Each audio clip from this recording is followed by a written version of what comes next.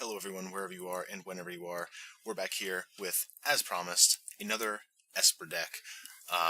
So, whereas the Esper deck we played last week was very controlling and very counterspell heavy and removal spell heavy, this deck here is something completely different. And while the core of this list is not anything that is new or extremely fresh to the format, this is actually the first time I'm getting a chance to actually sit down and play this deck. I think probably about 2 years ago or so, this Goryo's Vengeance Obzedat Esper deck kind of burst onto the scene in Modern a little bit, and it made a few waves, but I don't think I'd say it was a big splash, so to speak. But the deck is super sweet, and the list here I have is from Jeff Hoogland's channel, which, again, as I mentioned before, don't know what your opinions are of him, but he puts out a lot of content, and every now and then he plays some really sweet lists. So we're gonna borrow this from Mr. Hoogland here, and kick it through a league here, and see what we can do. So, again, just to recap, the basis of the deck revolves around the card Goryo's Vengeance, which of course is an instant that allows you to return a legendary creature card from the graveyard to the battlefield. Now, you've probably seen us play against this card before on the channel here, against decks like the Griselbrand Reanimator style deck, and but their game plan's a bit different. We're, rather than kind of like a combo deck, we're a little bit more of like a mid-range, grindy kind of deck, because the card that we typically will pair this with will be Obzedat, the Ghost Council. And this is an interesting interaction here because, as you can see here, as you read the card, when you play Obzedat, you may exile it at your end step. And so when you do so, you stack the triggers in the proper order with the Goryo's Vengeance trigger to sacrifice your creature on the stack.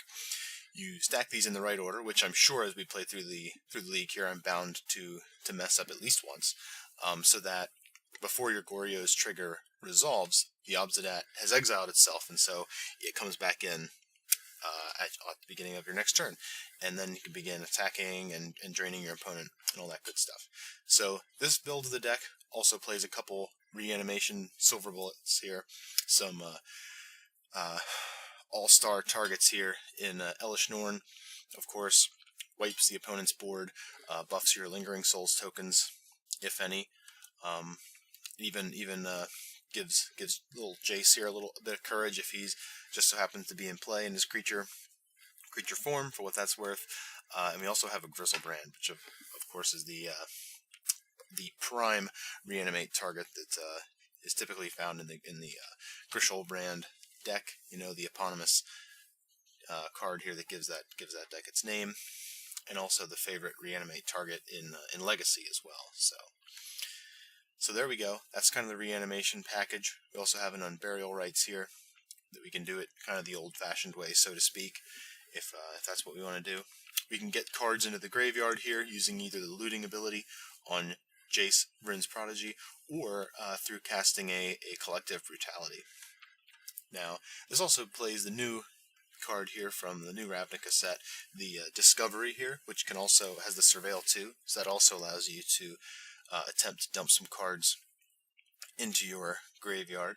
And while it's not the reason we play the card, it also has Dispersal here on the back half, which can maybe act as a removal spell in some very niche type scenarios, or even maybe just clear the board for a final swing with an Obzedat or something like that. So again, it's there, and if we ever need it, if we're in a pinch, we have a chance to cast it there. Gifts Ungiven is also kind of an addition to this build of the deck. I'm not familiar with playing this card. It's kind of a more skill testing type card, so we'll see how that goes. But Gifts Ungiven, of course, allows you to search up to 4 cards, and your opponent chooses 2 of them to put the chosen cards in the graveyard and the rest into your hand. So, of course, you do multiple things with Gifts Ungiven. You can either get what's known as like a value pile, where you just kind of get 4 cards that that you wouldn't mind having any ones of them. You may give your opponent a really tough choice, or you can just get 2 cards and your opponent has to bin both of them, which is typically Unburial Rites and whatever fatty here that you're looking to reanimate with said Unburial Rites. So other than that, we have just some typical removal spells here in Path to Exile and Fatal Push, as well as Disruption.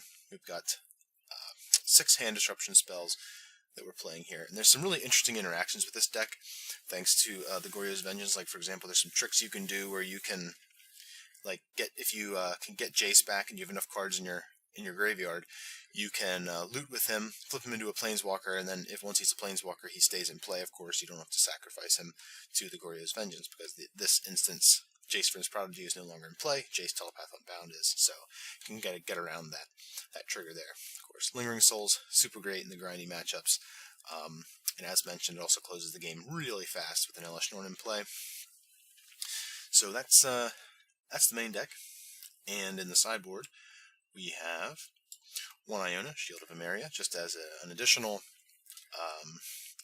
kind of reanimate target here. Kind of a silver bullet type card, very powerful in certain matchups. And we got a couple of Stony Silences, and a Timely here for the aggressive decks, of course. Disenchant is kind of a catch-all against artifacts and enchantments, whatever kind of nonsense our opponent might be looking to do. A few counterspells relevant in certain matchups. Little additional removal spells. Leyline of the Void is the graveyard hate du jour here for this deck, and 1 Counter Squall. And again, as I typically do, I usually take the decks just kind of straight from whatever source I get them from. I'm not sure why one would play a Counter Squall here. Now, granted, we have plenty of black sources. This deck is, as you can see, if we go back to the main deck here for a second, the deck is pretty black heavy. So we do play a decent number of black sources to support that, but we're not ending the game in a hurry typically. So the two life, I don't know whether the 2 life is worth potentially running into spots where you can't cast your negate when you need it, and instead, because you wanted to get the 2 life off of your opponent. I'm not sure how I feel about that overall.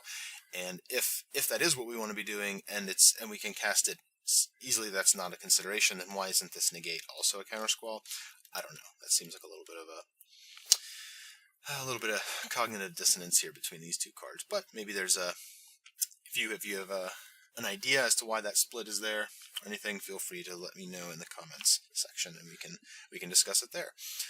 So that is the deck, and we'll go ahead and jump into a league and see what we can do with this thing. I'm super stoked to play it, and like I said, I've been kind of wanting to play this deck for a really long time, and really looking forward to this. So, alright, let's get to it.